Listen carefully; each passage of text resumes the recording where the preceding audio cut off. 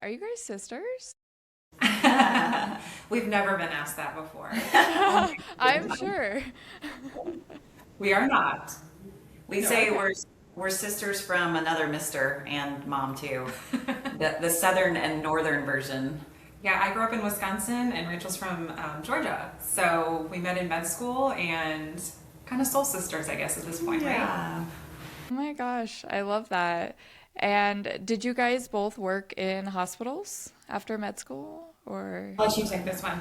So I did actually before going back to naturopathic medical school. I went into corporate health after my public health undergrad degree.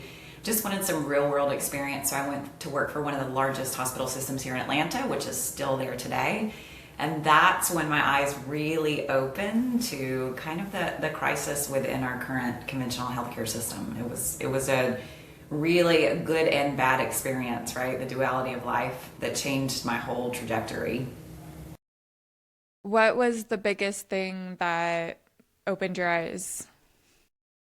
Well, one of the things that really opened my eyes in the beginning was I was in charge of a corporate health program. So basically we would go into different corporations around Atlanta with lots of employees ranging from ages, mid 20s up to like 60s. And we would do blood glucose, blood pressure screenings, cholesterol screenings, just some basic finger stick type stuff. And I had a team of about 25 nurses, PRN, that I would call on depending on whatever the event, location, etc.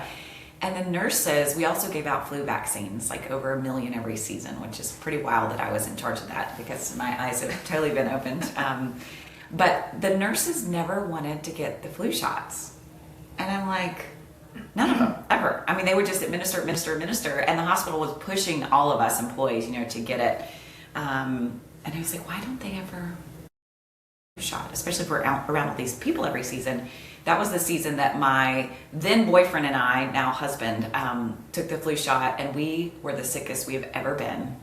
And that's when I said never again. So that was one of the big eye openers, probably the biggest. But being in that corporate health position, we would give these ultimately middle-aged American people their test results, and most of them were abnormal. And we'd say, okay, get ready to go on medication. And that was it. And I was like, well, wait a minute. This can't be all that our healthcare system offers. Isn't there more? What can we do for prevention? So that was the second biggest eye opener. Yeah, absolutely. I remember when I was a nurse, I never wanted the flu shot, and I was just wondering why we needed it. I never knew why other people denied it, but I just never understood the point. I'm like, I never get sick. Why are you making me get this vaccine that I don't want in my body? For some reason, like I just never wanted it. Yeah, and when I had to be in charge of that flu vaccine campaign, it was the first time I'd ever read an insert. So like, if I'm going to be in charge of this, I want to, cross my T's, dot my I's. And I learned, I'm like, oh wow, these are grown in eggs. Oh, people with egg allergies aren't supposed to have them. And oh, after you have the shot, you're not supposed to be around anyone that's, immunocompromised. Usually it's the unvaccinated that get blamed. But I'm like, oh, wait a minute. And then one of the first couple of weeks giving the flu shots, we had a man pass away like 2 hours after. And it was interesting the way that the hospital, I was on lockdown in my office. My boss called, said, don't you say a word, don't you talk to newspaper. I mean, everybody was hot on it. And looking back now, I mean, I was a little bit more naive then, but it was a big hush thing, a hush campaign. And now I know what was going on very clearly.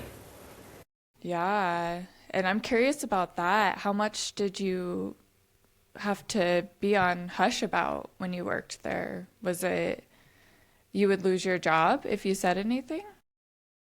No, because this was back in more of like the early 2000s, and I think the world is very different now. This was significant time before COVID, but it probably would have gotten to that point if I would have shown some kind of initiative to want to go to the local paper or the Atlanta Journal-Constitution or to push back. I'm sure that my position would have been, disposed of conveniently. Yeah. But it Yeah. was, I had come into the position, and when that happened, it seemed like they had done this before. Like they had been in this position of liability and needing to cover up to save face as one of the largest healthcare institutions here in Atlanta. And, of course, if I could go back now, wow, I would be using my voice and I would be asking some questions all the way at the top of the chain. I feel like silence has just been, is the new 2026 medicine. I feel like people just, in my experience when I was in the hospital, everyone was just doing their job and no questions were being asked. And now that I'm out of it as well, I want to go back and ask the questions. I don't want to be doing the work, but I'm just so shocked by everything in the past 5 months that it's just been months that I've known what I know now about vaccines, about medications, about the system. And I'm so happy I came across your guys' profile because I started looking into things that you guys were talking about, and I have a few questions. So a huge topic that I looked up recently was hormone disruption, and I feel like you guys have a lot about that, and I get a lot of questions from moms and just other nurses asking, is the pill, is these shots, these IUDs, is it disrupting these hormones? Yeah, absolutely. We talk a lot about that and about toxins in general, and these toxins are completely blocking and disrupting our hormonal pathways. And then we think about our kids and our young girls and our young boys, and we see as they get older the issues that have been compounding because of these toxins. And then you're putting young girls on birth control. And it's just become a huge issue. There's no informed consent. A lot of people don't understand the full ramifications behind a lot of the things like birth control. Yeah, it's something that really bothers us. We have patients come in and we always ask, it's a part of our initial questionnaire is, were you on birth control and for how long? And we know based on their answer, even if it was a year or less, which unfortunately most of the time it's several years, most women are, we know we've got a hormone disruption picture that we're going to have to get in and try to bring back to homeostasis. And of course, the longer they've been on oral contraceptive, the harder, more complex sometimes. But the other thing is the IUD piece. I mean, even the copper ones, there's this big misnomer. Oh, okay, well, if you don't want if you don't want to do birth control, do an IUD. It's much safer. Oh, if you don't want the hormonal one, do the copper one. But number one, vaccine have a copper sensitivity. Number two, you can have just as many side effects with an IUD. They just kind of present differently than oral contraceptive. And it's something that is an inflammatory foreign object and very sensitive tissue. And for us to think that one, that wouldn't cause immune upregulation, and two, that wouldn't disrupt fertility longer than when the device was just there is not even using common sense. And then we look at the nutrient depletions and deficiencies from these, and then again, compounding that over a course of many years becomes a huge issue. Like Rachel said, we see women who have been on various birth control, etc., for years. So you can imagine the toll that it has taken on their bodies. And then, of course, you bring fertility into the picture, autoimmune conditions, etc., and it's just kind of a big fire. One of our favorite books, you may know it, is The Pill Problem, actually by a pharmacist. And he was the one that really opened our eyes about birth control being the number one cause of B vitamin deficiency in our country. And think about all the important things that B vitamins do, not only just detox and hormone synthesis, but they're also really important to mood. No wonder we have a bunch of grumpy, impatient, irritated ladies, walking around our country. Everybody's like short fused because so many people are B vitamin deficient. And that's kind of an easy one to fix if you know to look for it. Yeah, I've noticed that a lot of our issues are nutrient deficiencies or just a deficiency in something very simple. And it's actually really freeing to find this out because, you can fix this through natural, easy ways that the earth has provided us. Yeah. But everything we're taught as nurses and doctors, from what I've experienced, is no, it's a fix through a medication or a procedure or something we can charge you for. It's so frustrating that all these people have to suffer because of it. A pill for every ill is the underlying model. And then it's like, okay, you're prescribed something probably erroneously for a symptom for like a nutrient deficiency. So then that medication is going to fix it, and then you're going to have side effects from that medication. So then you're going to be put on another medication. It's just like polypharmacy. Compounds. It unfolds right before our eyes. Yeah, and that happened to me when I was having seizures, and they gave me a seizure medication. And then I developed anxiety, and then they gave me an anxiety medication, and then I was depressed, and then I was on an antidepressant. And then I was having worsening seizures, so they gave me another seizure medication. And like you said, it just keeps adding up until the body can't take it anymore. What was your final straw? Like, what was the breaking point for you? When I started looking into more natural ways, or Like just when you were on all those meds and you were like, there's got to be a better way kind of thing, or did you? so I actually was assaulted at work, and I had a seizure, and the hospital fired me, and that was my breaking point with, I think, everything, not just what is going on with these, like, why is this happening? But I was also feeling, I was very honestly suicidal. I was very depressed. My brain, there was something going on in my brain that wasn't natural.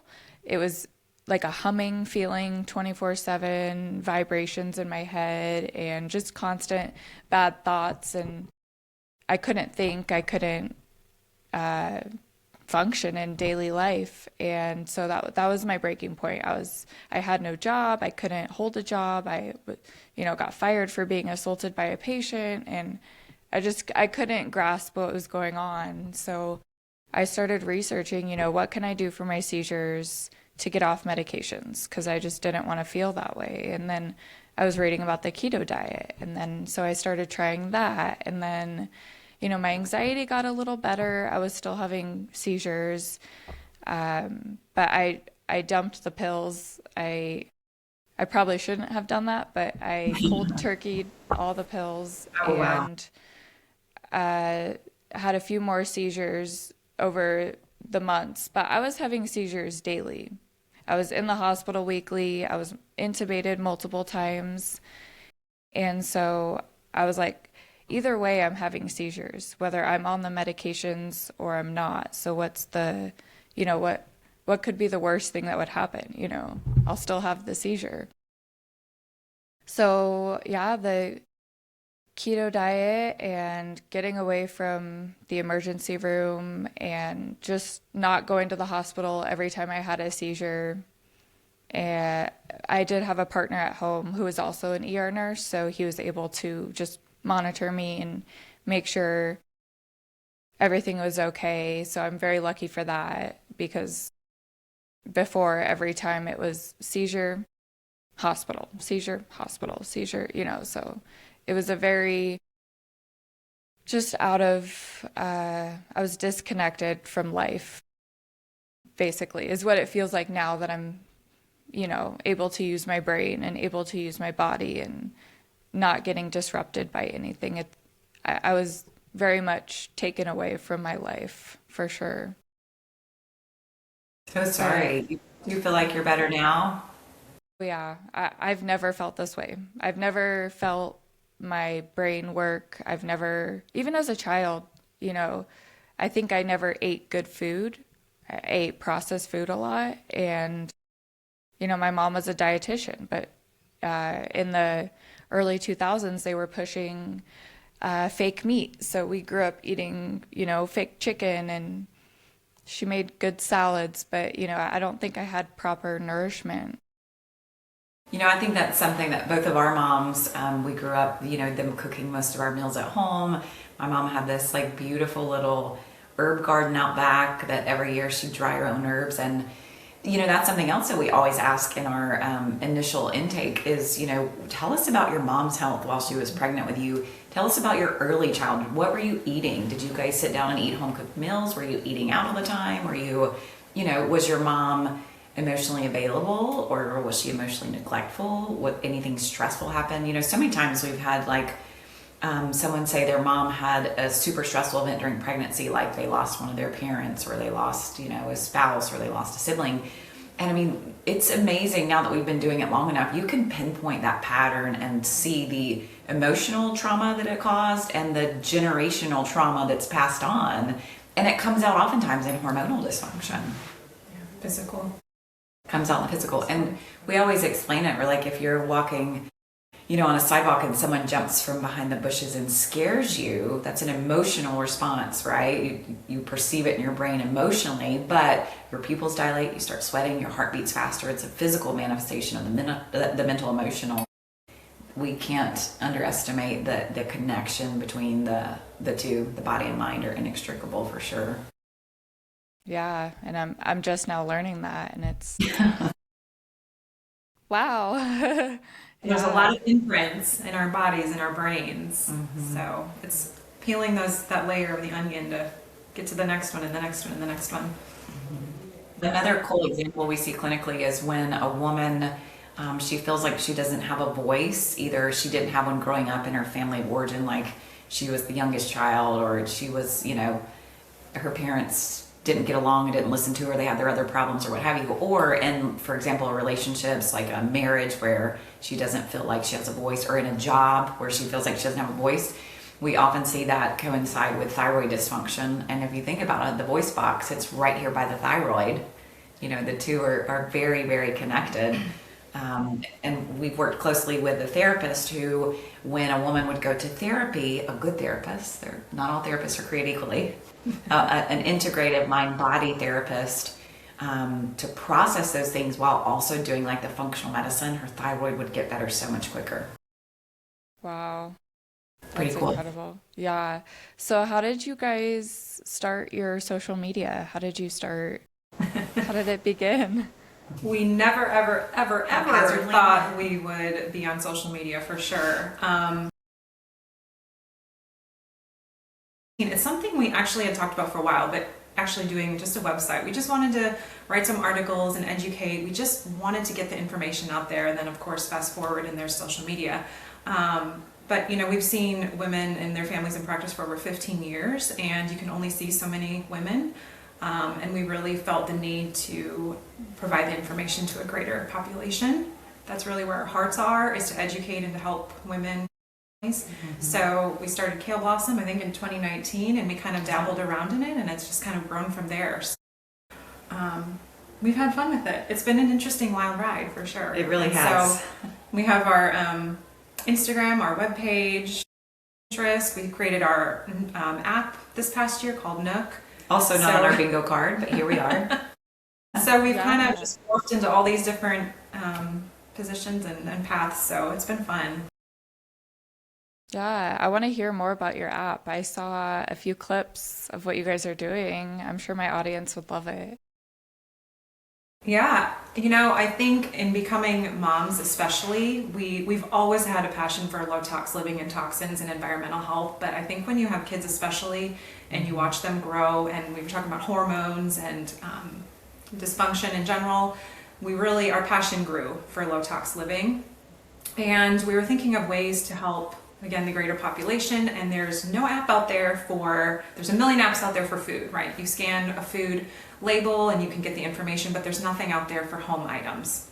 So Nook is a scanner app. You can scan or input information. So if you could scan towels or a rug or a shirt or kitchen products, laundry detergent, and it will provide you with the ingredients or contents so you can be educated about the product, and then also offer low tox swaps for that product. So we wanted to educate and then provide alternatives. One of our favorite classes in med school was environmental medicine. I mean, I was like the best. And I remember getting the textbook and I just couldn't get enough of it. And we had a professor and he was super grumpy. He was not like a nice guy, but he was awesome. And he was the first one that taught us about parabens. This was like before parabens were even on the radar. This was like, again, early 2000s. I'm like, paraben, how does he even know this? Sure enough, like fast forward a decade and parabens are like, we know Everywhere. they're everywhere. We know they're bad. So I feel like little seeds were planted for our path to get to the point where we wanted to create the Low Tox app. But also because women in practice, when you're working with a patient one-on-one, a client, it's easier to help them and give them lists and worksheets and emails and what have you. But when we kept getting the same questions through Kale Blossom, we can't hold hands as much, right? So we're like, how do we, and our goal is always like, we want you to be healthy at home. You know, we can't make you healthy. It's what you do every single day. How can we give another tool that would be easy to use, so that moms don't have to, women don't have to have a chemistry degree, and they don't have hours in the day to research and Google, you know, for the better part of their day. So Nook was born to hopefully help make every nook in your home a healthier, happier, lower toxic space. I love that. I'm gonna have to download it because I need to work on that. I've worked on my food and most of my environment, but I still use I use like non-scented laundry detergent and things that I think are helping, but I'm sure it's still tied and, you know, brands that probably don't have our best interest in mind, even if there's no perfumes or dyes. And Yeah. low-tox living is such a journey. Nobody is living 100% non-toxic. We don't want people to think that it's achievable because it's honestly not. And we want the app to come across that way also. You know, choose one thing in your home and work and just kind of take it day by day, product by product. Something runs out, replace it. You know, so we don't want it to be a very stressful endeavor because that's just as bad. Stress is also a toxin. So we want to make it very doable and really hold the hand along the way, but also empower with information. And we really, we say this all the time, but I blame the Kardashians for starting this whole huge, like, you know, Ulta, Sephora craze, especially with younger and younger girls, this whole, and not just the Kardashians, but this like, women have to be beautiful, we can't age, don't you dare have a wrinkle, you know? And we slather ourselves with lotions and potions and makeups, and so many of those, speaking of hormone disruptors, you know, it's the little toxins every single day that add up that we don't have long-term safety data on the cumulative of exposure. Even safety studies that are done, it's looking at one ingredient in isolation usually, right?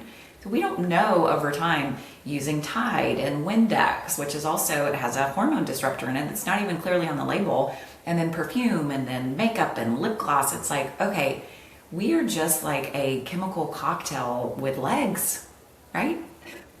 Honestly, So we see it clinically, yeah. especially, you know, with the toxic burden and liver function. We see it again with hormones. Is so important in processing hormones. So we see this a lot in women. I know we had a flight attendant who, you can imagine just the toxins from the airplane and surroundings, you know, very, very hard, difficult hormone picture. You know, and so many toxins in their lives, and any others that. One of the things we see often is women are bottomed out in progesterone Yeah. nowadays. And it's like, why is our progesterone so low? And then if you look at estrogen, it's usually too high. And what are these estrogen mimickers? It's the lotions, the potions, the perfumes, the fragrances, etc. So it makes sense, but we just have to go in. Again, we try to come across, you know, we're not trying to make women feel at shame or judged or like they have to be perfect. But every little bit matters, every little choice. And even if you can only do one, that's fantastic. Great. Yeah. yeah, absolutely. And the little one things add up because as I was healing my seizures and figuring out what was going on, it was just little baby steps. I couldn't make big changes because I wouldn't follow through. So the keto diet is what started me looking into the food industry, and then it just opened my mind up to what was going on. And there's so many disruptors in our society, and it really does cause changes, and it's not a shame. It's comforting once you figure it out. It's comforting knowing that you have control over your body and what you put in it, on it, around it.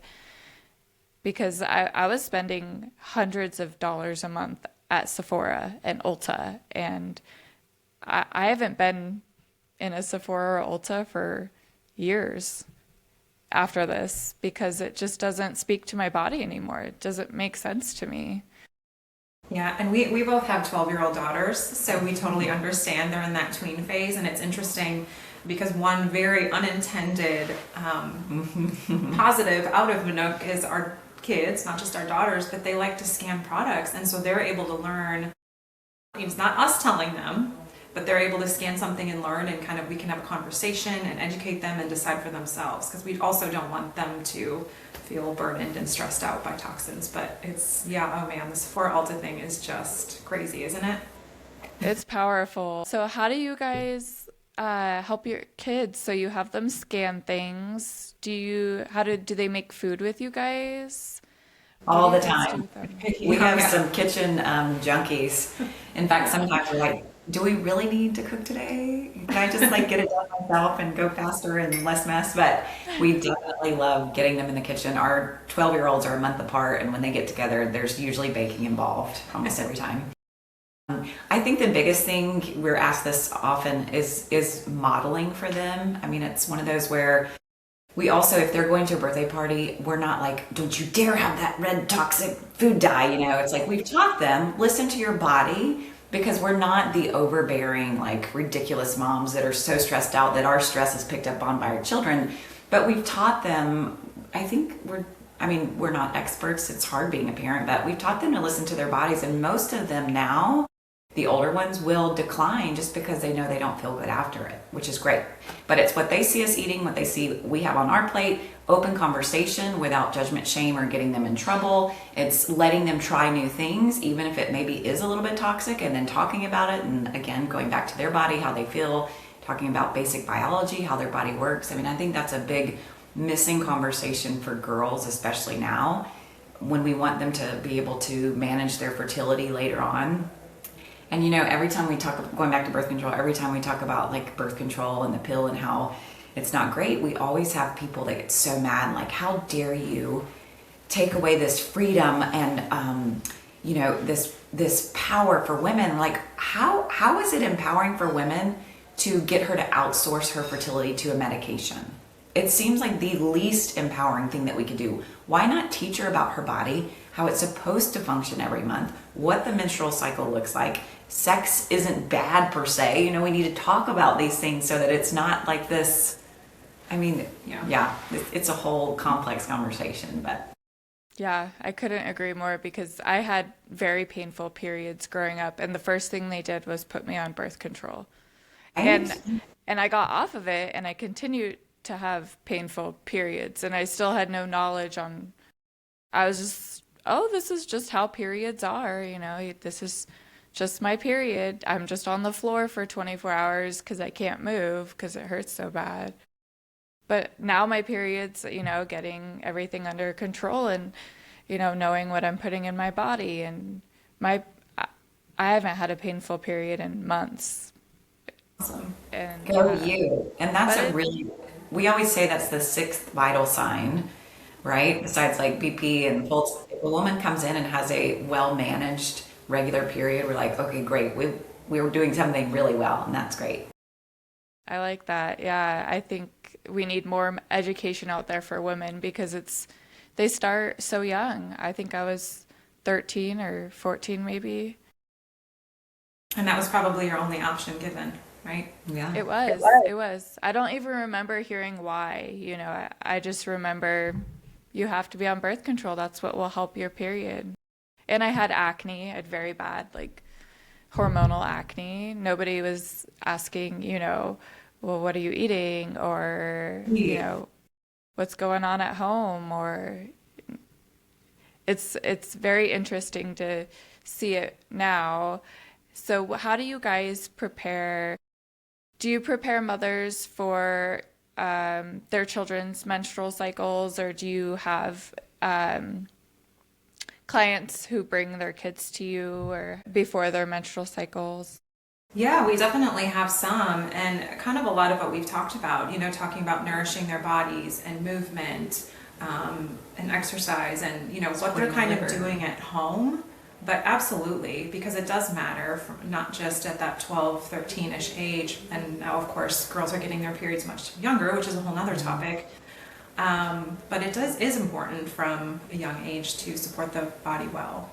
And we're big fans of going ahead and doing blood work, you know, Yeah.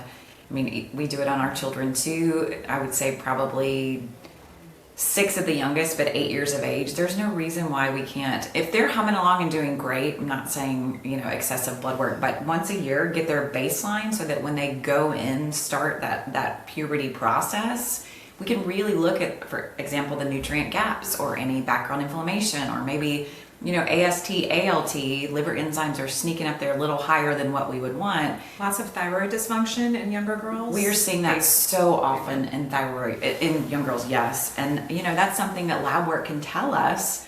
And then we're able to not Band-Aid with a Band-Aid that doesn't even work birth control.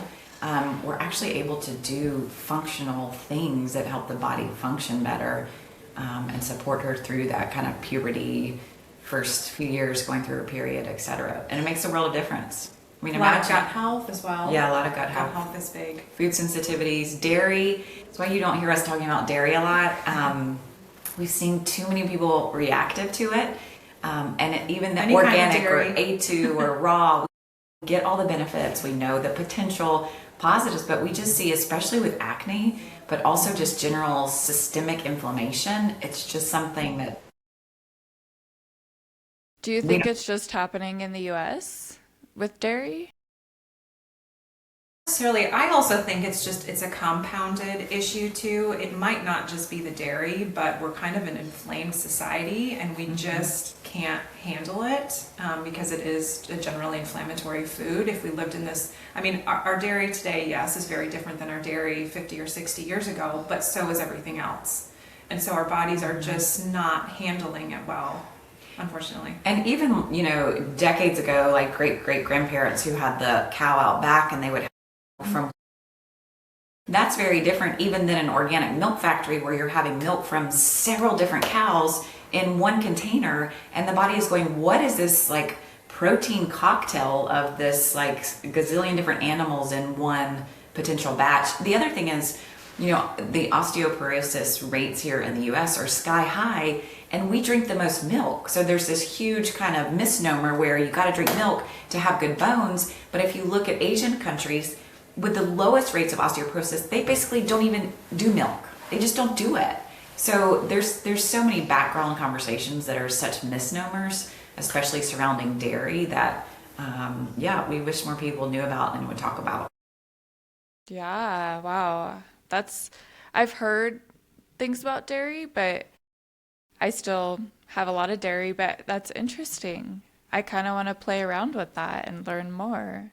Yeah, definitely. And of course, we always say, dig in, start reading about it, and do what resonates with you. We don't ever want someone with our voices in their head going like, they told me not to, like, you do you. And for some people, it can be fine. But speaking of acne, and if you had that when you were younger, they did the big 25-year meta-analysis. One of the underlying causes of acne is dairy. That was the top one. And when someone shows those signs of irritability or sensitivity, not necessarily full-blown allergy to dairy early on, it usually continues throughout adulthood. Interesting. And so why do you guys think that all these children are developing diseases at a younger age, as far as like getting their period sooner or having PCOS or, why do you think that's happening?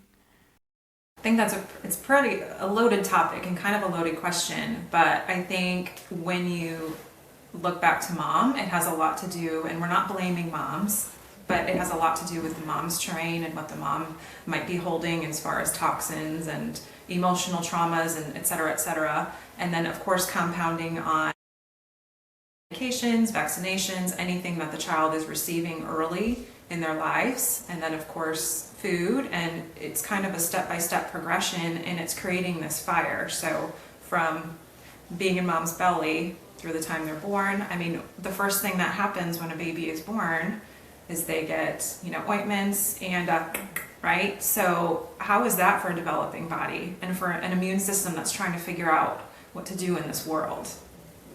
I think vaccines are a big one. We can just put it out there. Yeah. The amount of vaccines, my youngest two are 2.5, and I was 41, twins, so I was considered high risk by conventional medicine with no clinical history of any diagnoses, with 4 other healthy pregnancies, natural water births, and the amount of pushing on me that they did for the basic of every vaccine under the sun that was okay for pregnant women, aspirin every single day, all kinds of things, blood thinners, what have you. And it's like, number one, thankfully I knew enough and I was strong enough to say no, but I could see how, especially for a first time mom that didn't have a medical background, she would feel really, really beat down and probably give in.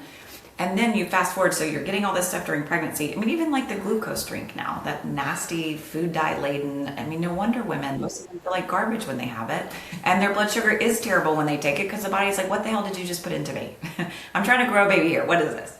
But so you look at that, and then we look at this second push to keep birth on schedule, which birth isn't on schedule. You can't. The body, the mom and the baby decide even subconsciously together, right? So we're trying to keep these moms, don't you dare go over 38 weeks. Don't you dare go over 39 weeks. Oh my gosh, you're over 40 weeks. We got to induce. We're throwing heavy duty Pitocin, which often opens the gateway to further birth interventions.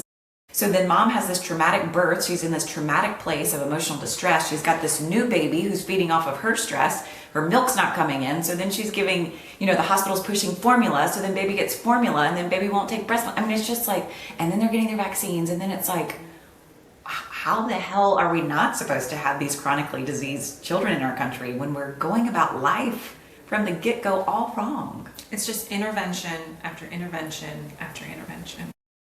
Yeah. And it seems to all disrupt the body from the day of birth, even for mom, what they're doing to her before birth. Yeah. Yeah, for sure. And with that said, it's like you can't have these conversations anymore because someone will get triggered or someone will say, well, I needed it to save my life. Yes. There is a smidge of a window where I think conventional medicine, emergencies, situations like that are necessary and can be wonderful, and we're grateful for those. But if we look at really and be honest, the majority of cases, that's not the case. That's not the case. Yeah, I agree. I get a lot of messages like that. But I'm like, I'm very happy that this worked for you, but it's still important that we share the information that we're finding with other people. So my question for you guys about vaccines. So you guys started practicing early 2000s? Is that what you said? We finished school, yeah. We finished school in early, 2010. Okay. Have you seen the rise in autism? Have you, as these vaccines have rolled out and gotten more and more and more? I think that was before us. I mean, it's been on the before. rise. Yeah. Okay. But I mean, just think back to going to school. I certainly can maybe think of one or two children. One kid in my whole elementary school, one boy. I mean, I didn't come from a very populous area, but in our whole school district, I mean, it wasn't, my mom was actually in special education and I would go volunteer.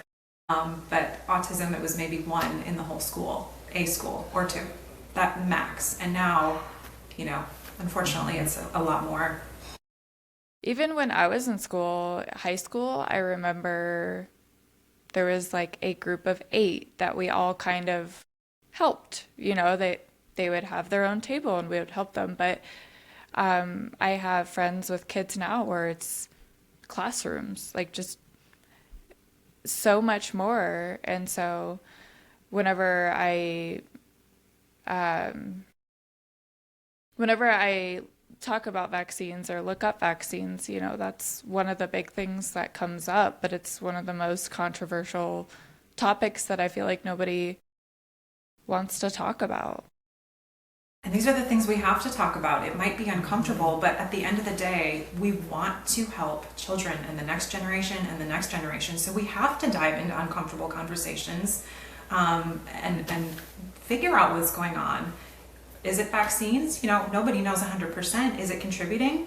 I think yes, but there could be other things too. We want to figure this out. Doesn't everyone else, right? Yeah.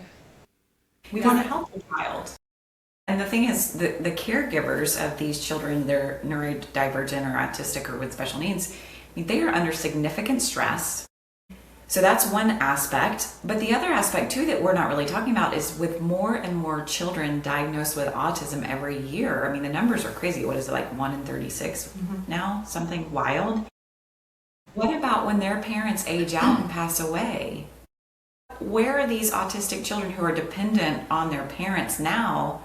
It's not like we have a bunch of homes for autistic children as their parents age and pass away.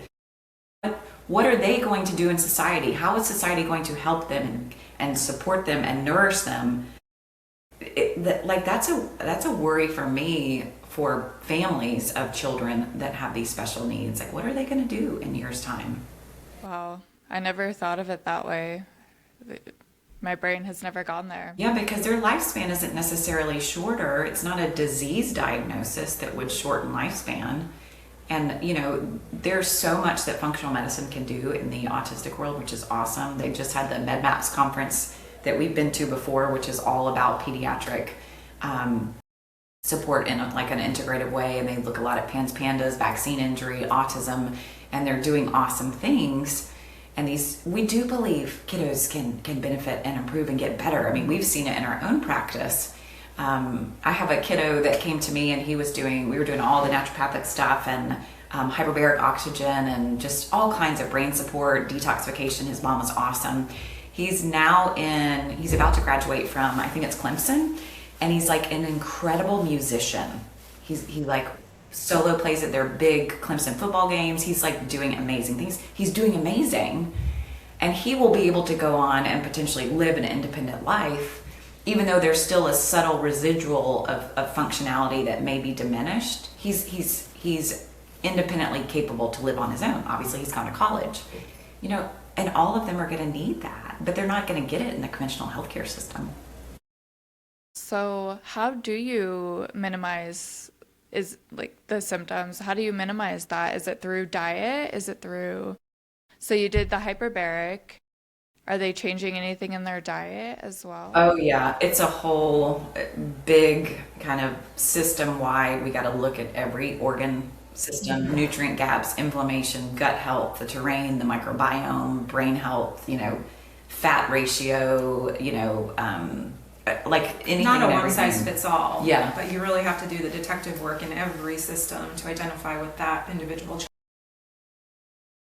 And that's where those specialty functional medicine labs from places like Genova come in big time handy. Mold can be a big factor. The thing is, with their little constitutions, they're so much more susceptible. Some of them also have like MTHFR mutation. They're going to be more susceptible to toxins that maybe you and our kids would be okay with.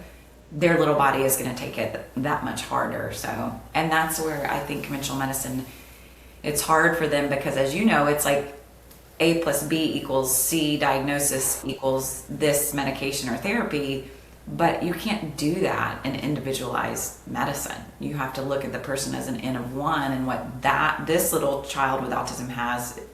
There can be overlaps, but can be very different than what this child with autism has and needs. My gosh, my eyes have just been opened. And like I said, I've only been doing this for like 6 months and researching and learning, and Welcome. I never knew this world existed. Welcome to, hey, what size aluminum tinfoil hat would you like? Because we'll send you one to make them. A big one. Goes all the way up. That's so funny. I wish medicine was still individualized. That's one thing that I came across throughout my research is before Rockefeller, before everything took over and corporations started buying up, it was that way. It seemed like it seemed like that was normal medicine. That's just how you went to the doctor. They looked at you as an individual, what's going on in your life, what are your stressors. And that was one thing I wasn't asked when I was having seizures. They were like, oh, maybe the night shift nurse, not eating well, just chugging energy drinks and eating the donuts in the break room. That probably won't nourish your body, and that's probably why you're having seizures. And I wish that was the normal conventional way of looking at patients. Well, even now, there was a big push by some doctors because they're trying to make nutrition more of a part of medical school curriculum, which nutrition, clinical nutrition, nutritional biochemistry was also a favorite class of ours. We took a lot of it in school. How could we not? Because food is such important medicine. But, it's also, I wish everybody could read the history of Rockefeller, because he was not a nice dude and he did some really yucky things to people. And at the same time that he was feeding people this bland diet and mutilating people's sexual organs and, had all these wacky ideas, he was using homeopathy and didn't want anybody else to know about it because he was afraid, he could run out of it and didn't want that medicine well known. And now look at homeopathy. It's like people are trying to suppress it, but it's a thriving, wonderful, been around for over 200 years, natural medicine without the side effects that can work wonders for people. So I think there's so much interesting medical history just to how we got to where we are today, and some really yucky, naughty characters who got us here that people should know about. It's really all about money now. Yeah. If it does not make them money, and you can look in any industry in healthcare, whether it's the cancer industry, pediatrics, any realm, GI, mammograms, colonoscopies. It's all about the bottom line and money and what can make the biggest buck from the insurance into the medical industry. Even like mammograms, I mean, that history still blows my mind. It's over 100 years old. It's antiquated. We like you said, we can do lab-grown meat, and we have, battery-operated cars. Can we not come up with a better imaging system? Well, we have. There are people out there doing it, like Dr. Jen Simmons, a no radiation screening, and they're actually hopefully coming out with a study soon, head-to-head, using her QT imaging compared to MRI, so not mammograms, but like, why are we compressing women's breasts with up to 40 pounds of radiation year after year? And there are even studies showing that we're over-diagnosing women, and these women are receiving chemo and surgeries and unnecessary biopsies, lending more towards the cancer industry, which is a booming business, unfortunately. And it's just like, it's wild. You don't even have to be a conspiracy theorist when you just hear these stories. You're like, It's truth. It just It makes is. sense. Yeah. Yeah, it just makes sense. It's the hard truth.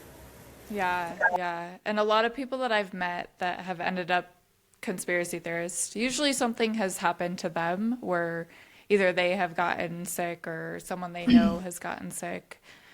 And do you guys see a lot of, have you helped cancer patients without chemo or radiation? We don't do any oncology. It's Okay. not our world. We do have a really good friend here in Atlanta who is a naturopathic oncologist. So that's a subspecialty where they go to extra school a few years to get the oncology. And I mean, I think that should be a part of cancer care. Hope, what's it called now?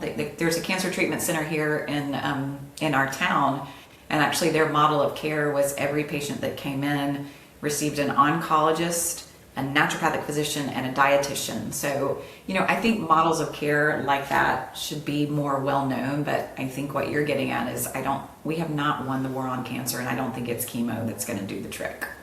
Yeah. I have heard from a lot of people who do the hyperbaric chamber with cancer and like high dose vitamin C and actually a carnivore diet. And I know a few people who have reversed their cancer, but I'm very interested in the natural ways that people are healing it because it's very interesting.